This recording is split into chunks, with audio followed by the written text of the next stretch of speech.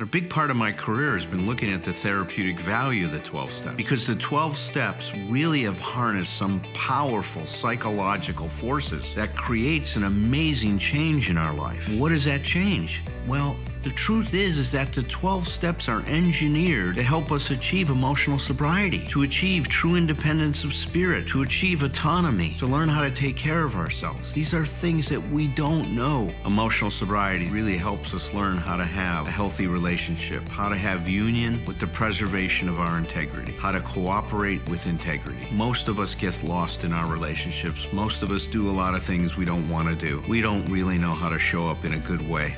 Emotional sobriety is about learning to have healthy relationships.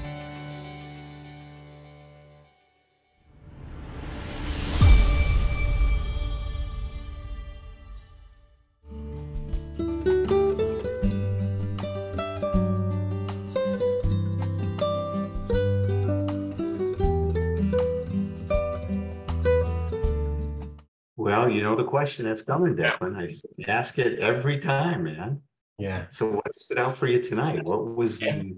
Every time I have two, so I got to hit you with both. And it's the adolescent urges for top approval, and then that last part about being set free to live in love. Yeah. Well, what does that mean, the adolescent urges for top approval? What does that mean for you? For me, it's on my mind to always be liked by others. And if they're not right with me, I'm not right with them. It's such a strong pull, isn't it?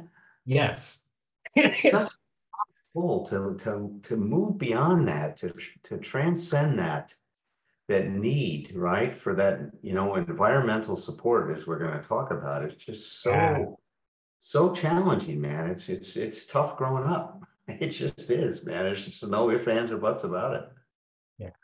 Yeah. You can't frown at me.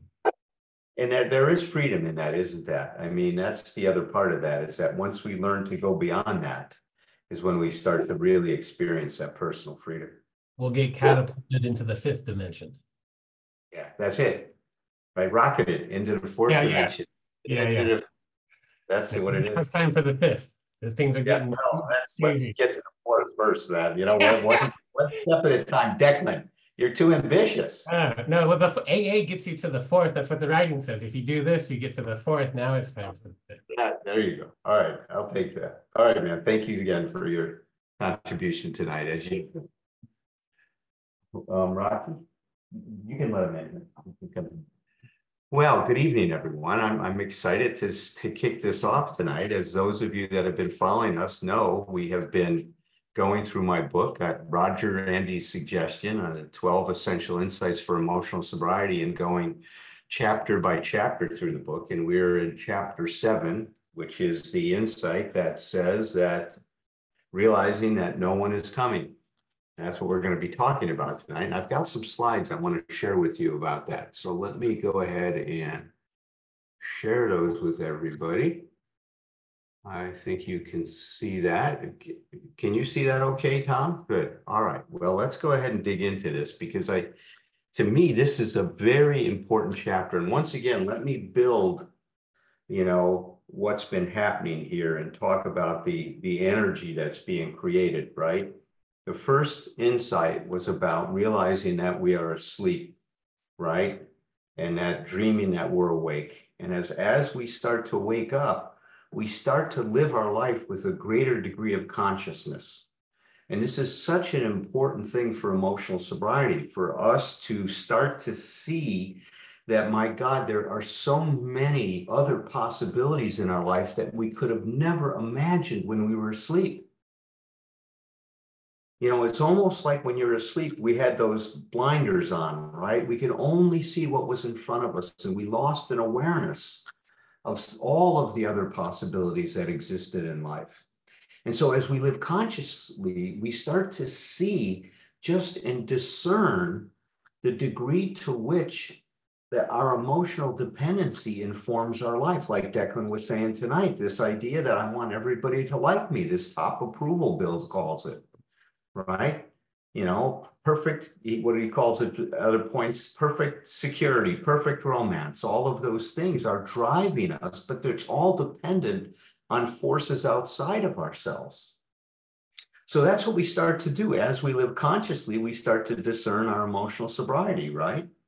You know, and as we do that, we discern our emotional dependency. And as we do that, we realize to the large degree that we take things personally, because that's what that consciousness does. When we're emotionally dependent, we're constantly looking at, what does this mean about me?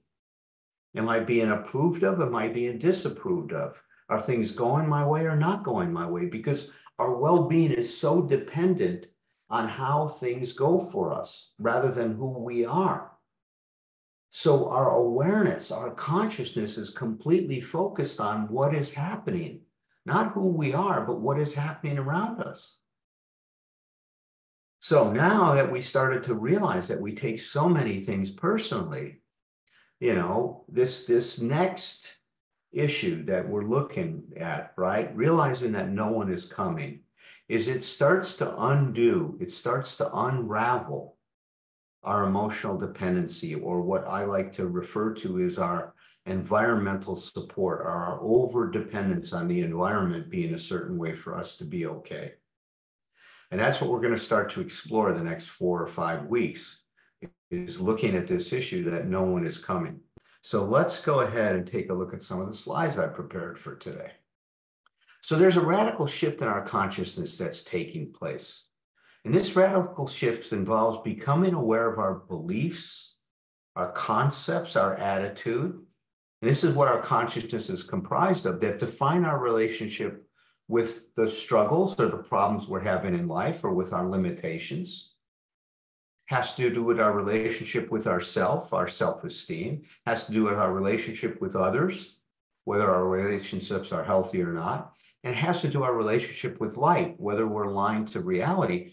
And it also has to do with our relationship to the mystery, right? Our spirituality, or God, as we don't understand her, as like Herb likes to say. So as we start to shift our consciousness, we start paying attention to our relationship to these areas. Now, what makes that so important? Well, let's go ahead and dig into this.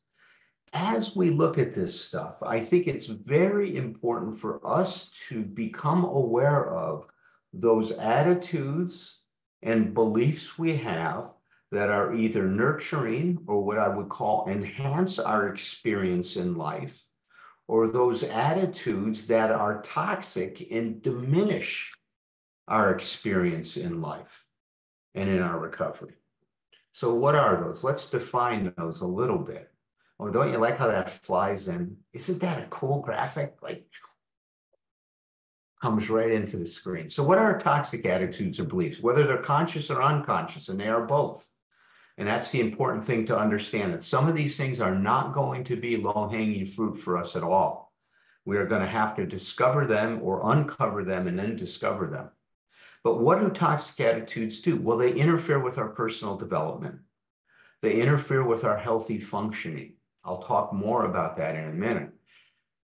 These attitudes and beliefs subtract from who we can be, and they limit our possibilities.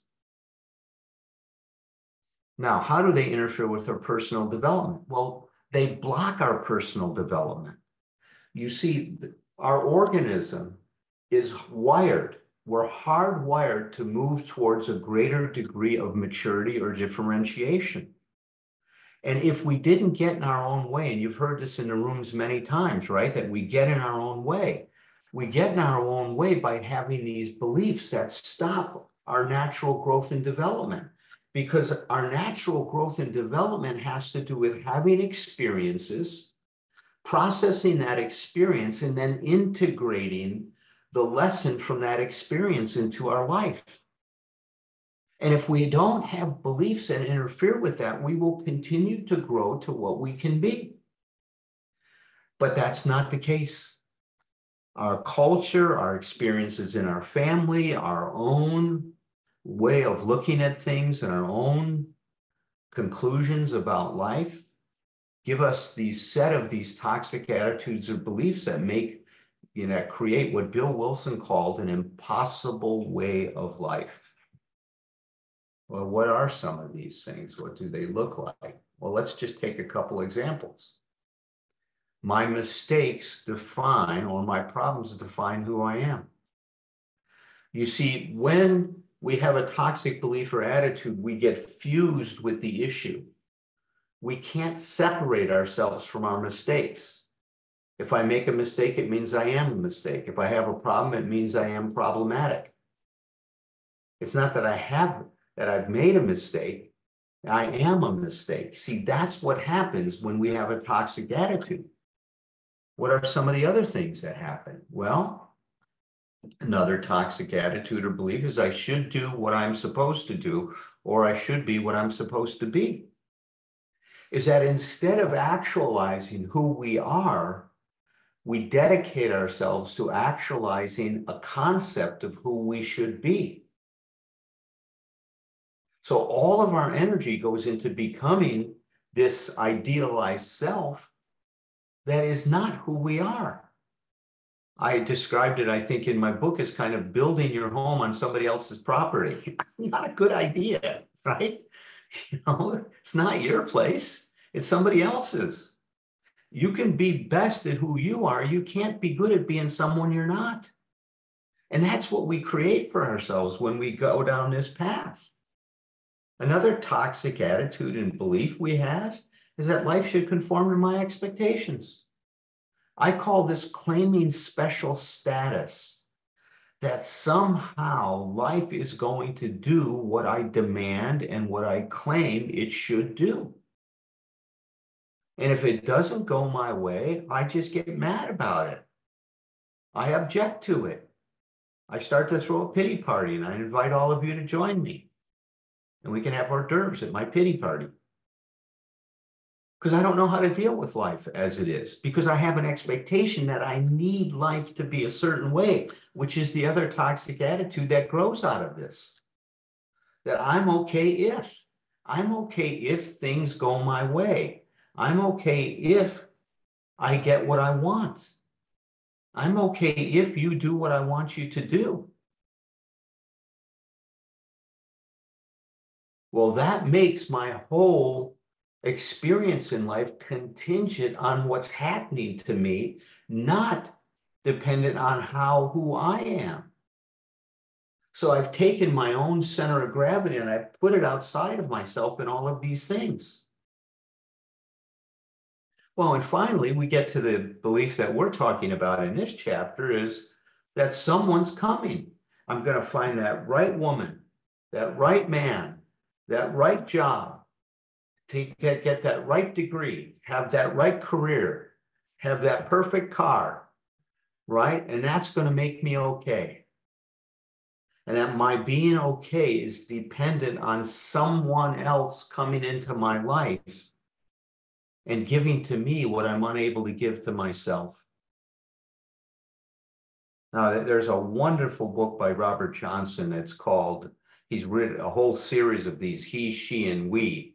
And the book on we talks about romantic relationship, and he's a Jungian analyst who takes and really analyzes the old English story of Tristan and Isolde, and talks about that. And he says that in every romantic relationship, it starts out with so many fantasies, is that we really can't see the other person because it's so fantasy driven in the beginning. And we think that this person is going to give me everything I need in my life to be okay. And then one day we wake up and realize, you know what?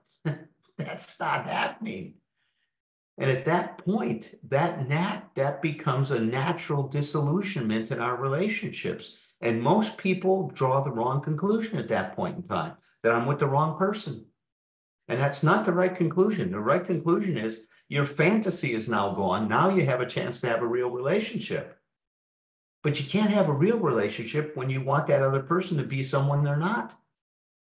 A real relationship is based on somebody being with somebody and appreciating them and being related to who they really are, not as you'd like them to be. So what are the effects of these? What's the price we pay for these toxic attitudes? Well, we lose interest in ourselves. We start to develop, I call it a nihilism, a personal nihilism. We think that, this life isn't just not going to work out. Yeah, I keep having these experiences. I keep getting disappointed. Nothing's really turning out the way I want to. We have that incomprehensible demoralization, pitiful and incomprehensible demoralization we hear about in the big book. It interferes with our ability to be an active, determining force in our lives and in our emotional well-being, because we put that our dependency on something happening to us to make us okay totally disempowers us and turns us into a victim of our circumstances, and we start to become very fatalistic. It interferes with our freedom to express ourselves, our world, and our recovery in our own way. You see, we are so governed by all of these ideas of how we should be, all of these unenforceable rules, we can't even find ourselves in it. That's what Michael Singer said, right? In The Untethered Soul, is that we can't even find ourselves in what we've built around us to define ourselves. It cultivates fear, shame, and alienation, because I can never live up to some of these ideas of who I'm supposed to be because they're not based on who I am.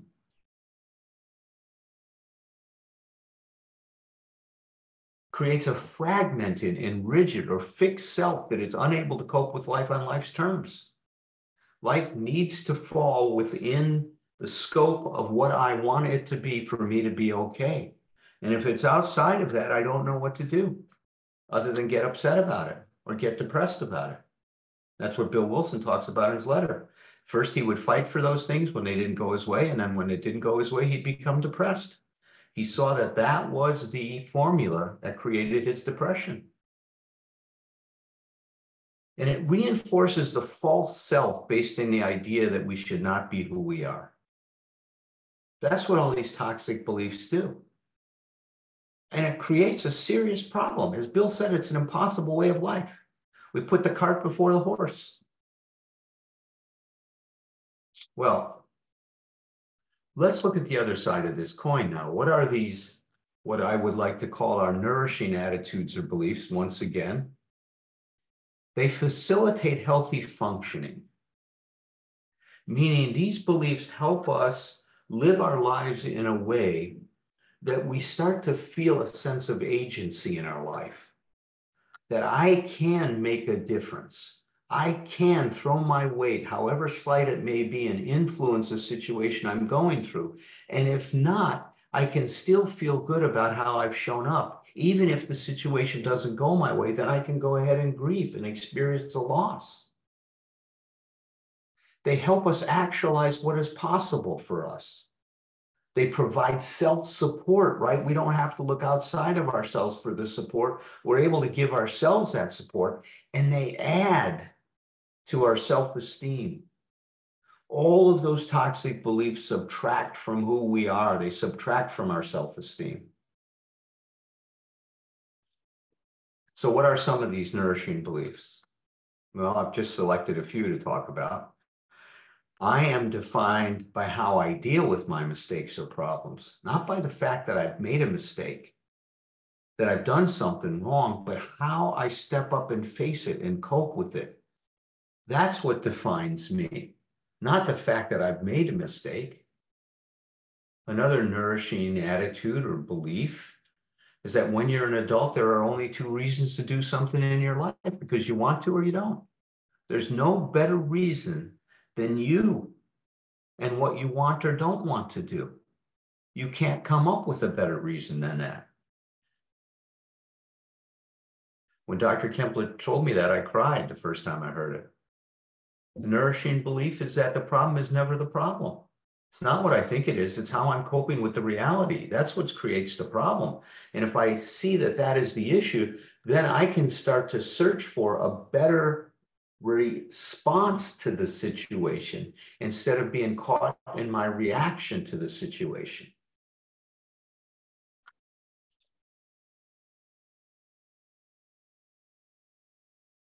It creates an I'm okay even if attitude.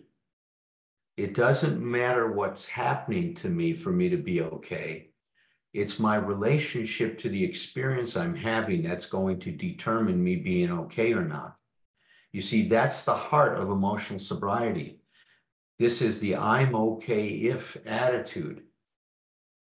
And if I have that as the template, then anything, Bill even says it, regardless of success or failure, you're going to be okay, regardless of health or illness. You're going to be okay because you're going to continue to find your best relationship to the experience you're having, and one that's going to nourish you and enhance you and help you become more of what you can be. And finally, the nourishing attitude is that no one is coming. That's actually a nourishing attitude because it puts the responsibility square on my shoulders. I like how Herb has added to that. I am the one I've been waiting for. And it's a reintroduction to ourselves. So that's some of the things that happen here, right? So when we look at the effects of these nourishing attitudes, well, they start to stoke our interest in ourselves again. We recover our interest in ourselves. That's what recovery is about. We've lost that. And we start to recover our interest in ourselves. It provides this self-support that I'm able to stand on my own 2 feet. It doesn't mean that I don't need you. It's just that I take the responsibility to ask for what I need instead of waiting for you to give it to me. It fosters emotional sobriety and freedom. It creates a passion and joy for living.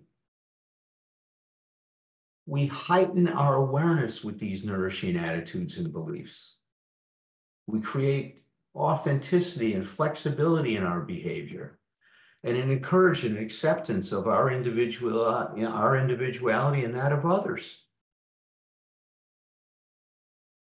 I would add another thing that's not on here. It helps us discover new possibilities in our life. So this becomes a major shift in our consciousness, right? Now, think about it. This is the way that Ernie Larson described it. He says that dealing with the mountain of living is what stage 2 recovery or emotional sobriety is all about. It's about getting on with life by facing those patterns, habits, and attitudes. This is what we're talking about here, those toxic and diminishing attitudes and habits, right? That control your life and which, for perhaps the first time in your life, you're clear-headed, sober, or emotionally sound enough to begin to face. See, that's what this is all about. It's increasing our awareness of who we aren't so that we can become who we can be. Well, this is the way that Dr. Carl Jung said it. He says, here and there, once in a while, alcoholics have what are called vital spiritual experiences. These experiences appear to be in the nature of huge emotional displacements and rearrangements. The ideas, emotions, and attitudes which were once the guiding force for the lives of these men are suddenly cast to one side, and a completely new set of conceptions, attitudes, and beliefs and motives begin to dominate them. That's what happens as we develop emotional sobriety. You guys have all that information already, so I'll stop sharing the screen. And let me invite my esteemed colleagues in to discuss some of what I've talked about tonight. Roger, I saw you here. Good evening. Welcome. Tom is searching for you. There you are. And did you see Herb? There he is. Good evening, Jeff. Good evening, Alan. Well, that was a lot of great ideas, great material, man. You really you put a lot of thought in that. Herb, you want to kick it off? Okay. Don't seem to have any traction other than I consistently relate it to my experience, and my experience is consistently related to the last 4 decades now of waking up. And the precipitation for that wasn't my suffering. It was somebody else's suffering. But I was willing to engage in a process to help her. And I didn't know that that's what I was doing, but that's indeed what I was doing as I would look back after it over time. And I was willing to begin to hear some things that were new information and new questions. And I had been on a path of essentially self-help. I would never have called it that in the day. I had made a major commitment to a religious tradition because God was going to be, and that didn't work. And then I tried therapy. And I'm sure it must have helped, but it didn't touch me. Information, a little bit of awareness, but in those early days, I was still drinking. And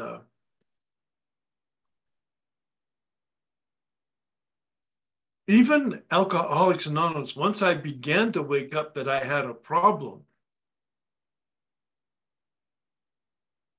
it took several years for me to thaw out in that environment, still making an effort, still completely unaware that I was completely unaware. It boggles me to even talk about it today with some distance from it. It's like, I was not surprised that I was an alcoholic. I was surprised I'd never seen it. And then I was not surprised that I wasn't awake. I was surprised that I had never seen it, 5 years sober.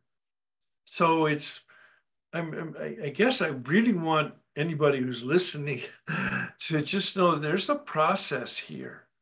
And I think part of it is if you're well-intentioned, somewhat willing, a little bit open, I'm saying just tiny, a little bit open in your mind and heart, and then you take some action, that it begins to open. And Bill talks about it someplace in the literature. If you just open the door just a little bit and a little bit of light comes in, almost organically, then the process is really engaged. And I'm not sure that's totally relevant, but I think it is. It's my experience of no one is coming, and I had no idea about that. When I use the phrase in my workshops, I say, and God's not coming, to really put a nail in it. God's not coming. If there is this reality, it's already here. But I need to wake up to that. I need to wake up to. And then begin to engage in the process with and you talked right at the end there, you talked about the set aside attitude. And I was 10 years sober 3 different times through the steps when this man introduced me to that, what you just read there, and captured it in a phrase. I'd never heard the phrase before. A set-aside attitude and a set-aside prayer. Because I don't have the power to even set it aside, even though I want to, I'm willing to, I try to, but so I'm very clear. I mean, both you guys come from psychology, which is about really a lot of self-development, a lot of self-help, and I know you know that I come from kind of the total respect for that, but that at the bottom of the bottom of the bottom is that I'm really powerless on my own power, and that I need to connect to some power other than myself. So no one's coming. I need to wake up to that power deep inside me, and that's this 12-step process. I'm a broken record. I always come back to it.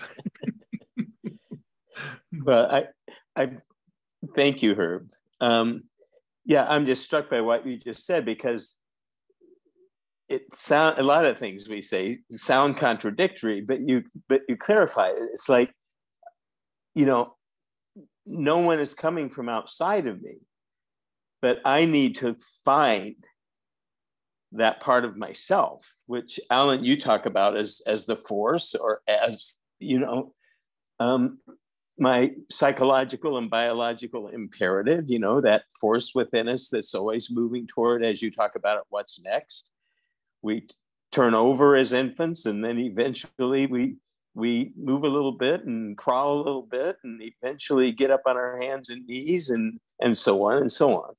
And then proceed to fall down countless times, as you say, before we learn how to stand, and fall down a bunch more before we learn how to walk. So, yeah, there's so many avenues to take with this. I guess I want to start with what Declan said, and then you followed up with, Alan, which is, this is a process. I remember, which is quite a feat since it was 50 years ago, but I remember sitting in Daniel Brandon's groups, and indeed, one of his group members who did embroider a small sign, which he had on the wall of his group room. And I saw it many times, which said, "No one is coming," because of all the pillars of self-esteem. And he presents those in the 6 pillars of self-esteem in order, but after living more consciously and becoming more self-accepting is becoming more self-responsible, because every bit of work he did with me, every bit of work that I would see him do with any other person, the underlying principle that he was working from was trying to help us move from over-reliance and over-dependence on other people and on situations to increased self-support and increased ability to make our own decisions and figure out what we wanted, and especially to confront our fears and our dependencies. And a lot of time was spent on that, not just being different, but becoming more conscious of all the ways that I continue to be dependent, financially dependent, emotionally dependent, all kinds of ways, right? Because that's the movement in our life, as you've talked about a lot, Alan, from a position of profound and almost total dependence to increasing independence with connection, increasing independence with contact with others. I like how you said it tonight. It's not about not needing other people.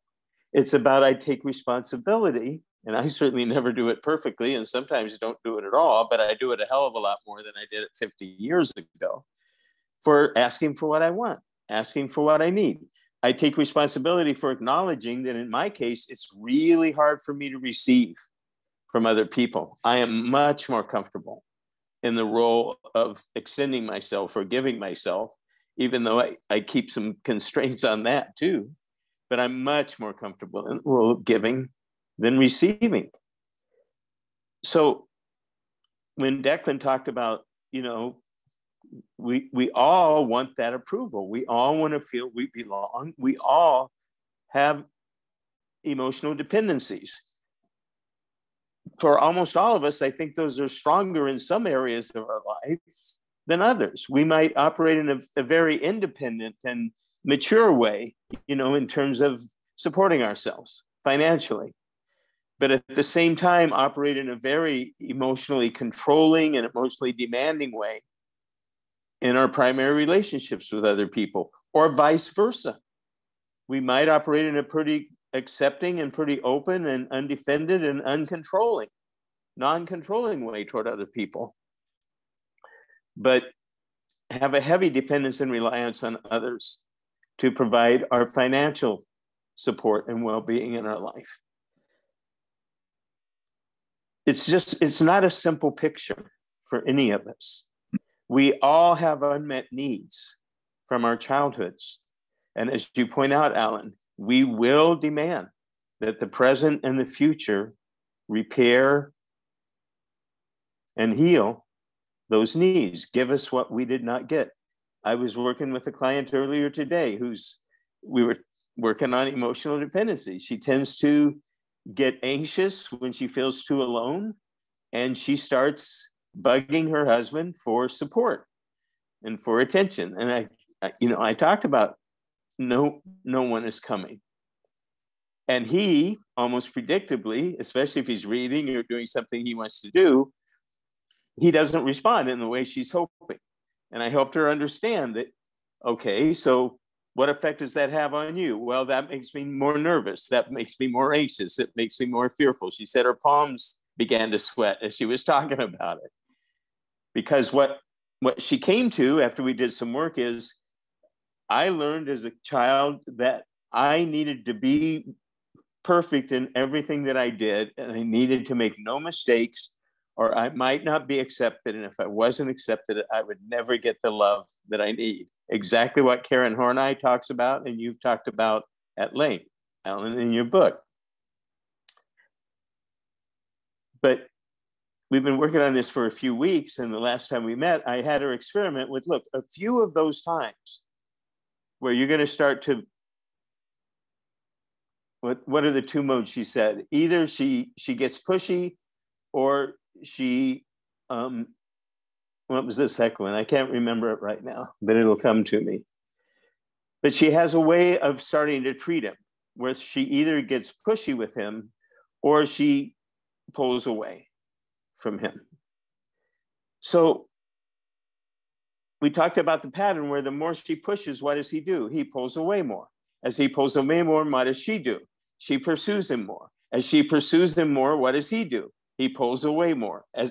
And I said, for many relationships and many marriages and many couples, that pattern defines decades of their interaction with one another.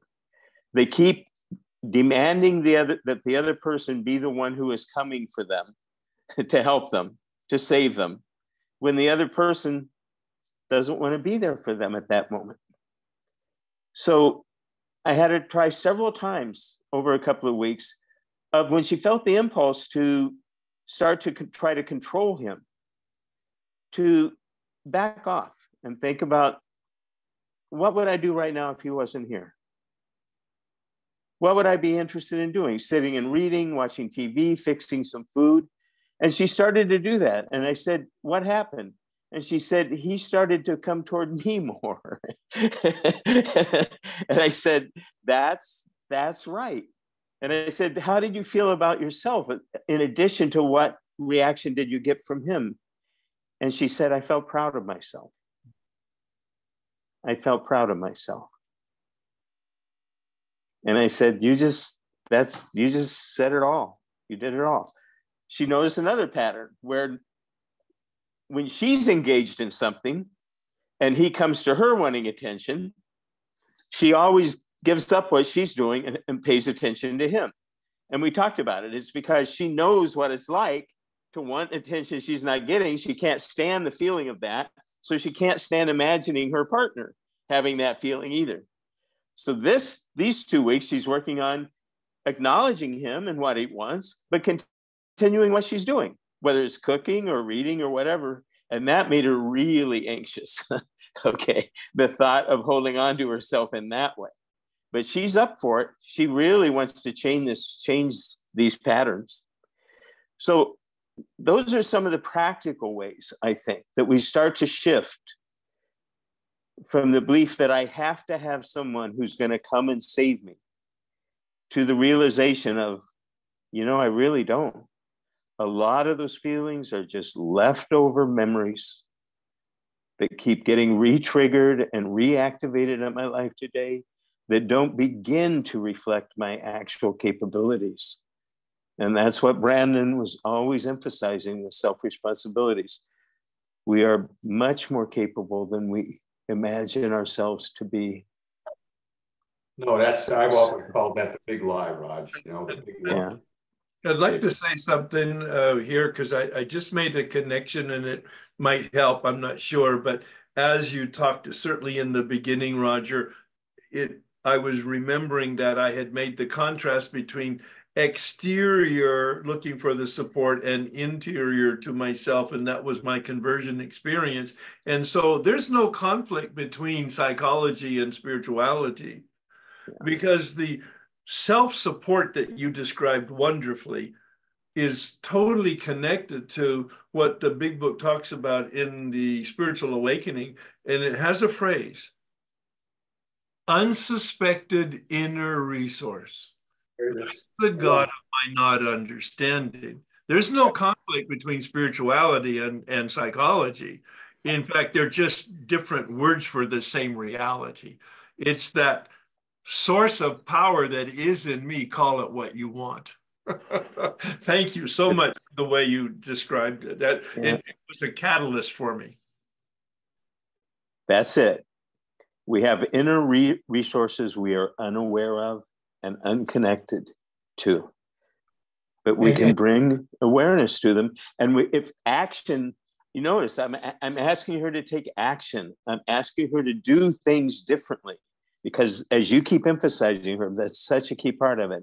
Alan, what did you want to share? Oh, I was just going to say that there's so many forces that undermine that experience of our ability in connecting to those inner resources. I mean, you just see it happen all the time. Does someone need to believe in God to successfully overcome addiction? Well, the way I like to think about what the program does, it connects us to who we really are. And what does that mean? Well, there's this incredible force in you and I, this growth force.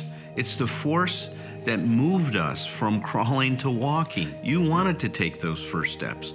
And when you fell, and you fell a lot of times, you didn't let your failures stop you. You picked yourself up, you learned from it. And how many times did you fail before you walked? You failed as many times as you needed to. You see that force, I call it a biological imperative, a psychological imperative, a spiritual imperative. It's moving you towards wholeness. It's moving you to be what you can be.